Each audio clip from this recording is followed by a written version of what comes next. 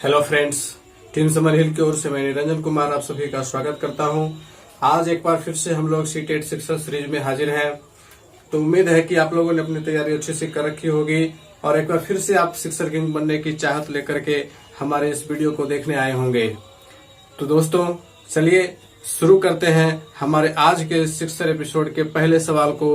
हमारा पहला सवाल है, वाइगोत्स्की के अनुसार बच्चे सीखते हैं। पहला ऑप्शन जब पुनर्बलन प्रदान किया जाता है, दूसरा ऑप्शन परिपक्व होने से, तीसरा ऑप्शन अनुकरण से, चौथा ऑप्शन वयस्कों और समवयस्कों के साथ परस्पर क्रिया से। तो जल्दी से सोच करके अपना आंसर दीजिए और खुद को चेक कीजिए। उम्मीद है आप लोगों ने पहला आंसर दे दिया होगा। वाइगोत्स्की के अनुसार, वाइगोत्स्की की बात की जा रही है तो वाइगोत्स्की को याद रखेंगे कि किस सिद्धांत के लिए जाना जाता है। तो वाइगोत्स्की का जो सिद्धांत है वो है सामाजिकता का सिद्धांत। इस फॉर्मूले को याद रखेंगे।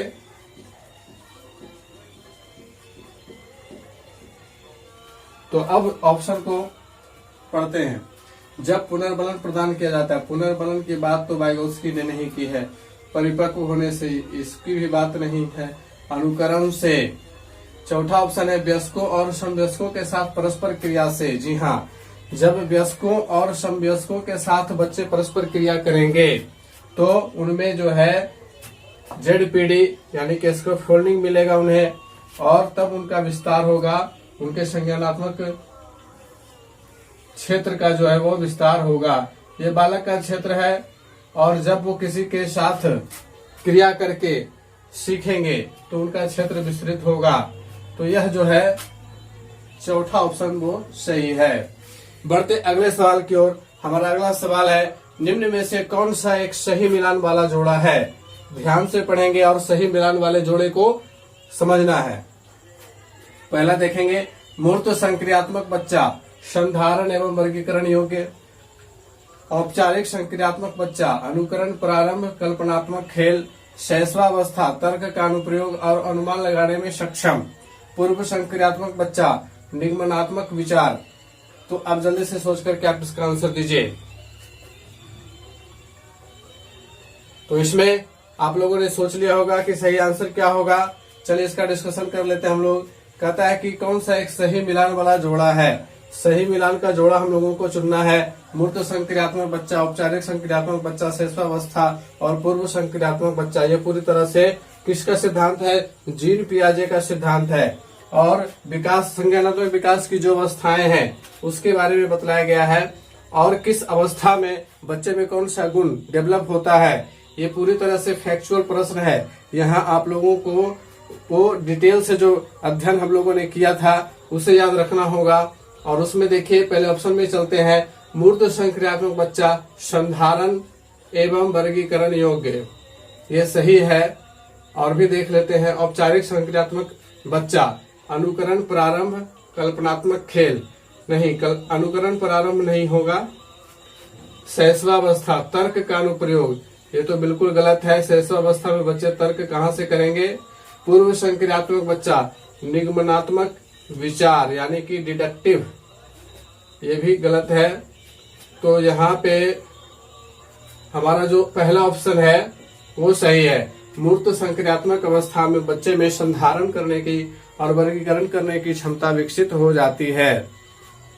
तो अब बढ़ते हैं तीसरे सवाल की ओर। तीसरा सवाल है, अच्छा लड़का या अच्छी लड़की कोहल वर्ग के किस नैतिक स्तर की अवस्था है। पहला ऑप्शन पूर्व परंपरागत, दूसरा ऑप्शन परंपरागत, तीसरा ऑप्शन उत्तर परंपरागत, चौथा ऑप्शन मूर्त संक्रियात्मक अवस्था। तो जल्दी से आप लोग सोच करके यह बताइए कि इसका आंसर क्या होगा।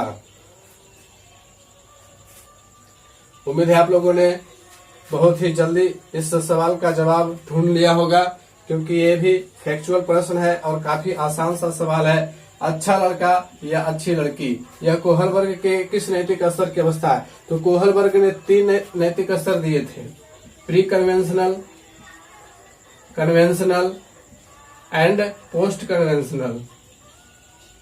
तो आप देखिए कि प्री कन्वेंशनल, कन्वेंशनल और पोस्ट कन्वेंशनल। तो तीनों अवस्थाओं में दो दो अवस्थाएं हैं, तीनों स्तर में दो दो अवस्थाएं हैं। तो यहाँ पे जो अच्छा लड़का या अच्छी लड़की, यह जो है कन्वेंशनल स्तर में है। प्री कन्वेंशनल स्तर में हम लोगों ने जाना था कि दंड तथा आज्ञा पालन और व्यक्तिगत अभिरुचि का है। ये दो अवस्थाएं प्री कन्वेंशनल की हैं। और कन्वेंशनल की अच्छा लड़का या अच्छी लड़की, ये कन्वेंशनल में आता है। तो ये पूरी तरह से आप लोगों को याद रखना होगा। अगर ऐसे फैक्चुअल सवाल आ जाते हैं तो वहां पर आपकी ये जो डिटेल अध्ययन है वही काम देगा। तो चलिए अब बढ़ते हैं चौथे सवाल की ओर। पियाजे के अनुसार 2 से 7 वर्ष के बीच का एक बच्चा संज्ञानात्मक विकास की किस अवस्था में है? पहला ऑप्शन औपचारिक संक्रियात्मक, दूसरा ऑप्शन मूर्त संक्रियात्मक, तीसरा ऑप्शन संवेदीगामक अवस्था, चौथा ऑप्शन पूर्व संक्रियात्मक अवस्था। तो जल्दी से सोच करके बताइए कि इसका आंसर क्या होगा।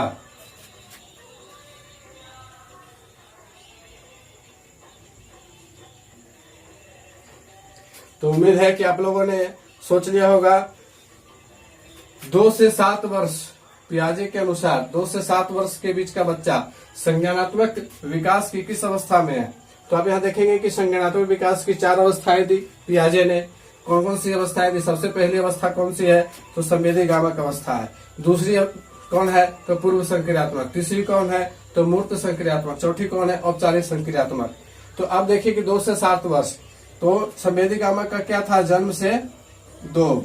इसके बाद दूसरे नंबर पर 2 से 7 है, तो पूर्व संक्रियात्मक में चले जाएंगे 2 से 7 वर्ष। हमारा ऑप्शन नंबर 4 सही होगा। तो चलिए इस प्रकार से 4 प्रश्न अभी हो गए। उम्मीद है आप लोगों ने एक चौका लगा लिया होगा। अब 2 प्रश्न और हैं जिनके जवाब देने के बाद आप बन जाएंगे आज के एपिसोड के शिक्षक किंग। तो आइए बढ़ते हैं 5वें सवाल की ओर। हमारा 5वां सवाल है, जीन पियाजे के अनुसार बच्चे प्रेक्षणात्मक अधिगम की प्रक्रिया का अनुसरण करते हुए दूसरों का अवलोकन करके सीखते हैं। दूसरा ऑप्शन है को उद्दीपन अनुक्रिया संबंधों के सावधानी पूर्वक नियंत्रण के द्वारा एक विशेष तरीके से व्यवहार करने के लिए अनुबंधित किया जा सकता है। तीसरा ऑप्शन है को पुरस्कार एवं दंड के सिद्धांतों का प्रयोग करते हुए विशिष्ट तरीके से व्यवहार करना एवं सीखना सिखाया जा सकता है। चौथा ऑप्शन है ज्ञान को सक्रिय रूप से संरचित करते हैं जैसे जैसे वे दुनिया में व्यवहार कौशल का प्रयोग करते हैं तथा अन्वेषण करते हैं। चलिए आपका समय शुरू होता है अब।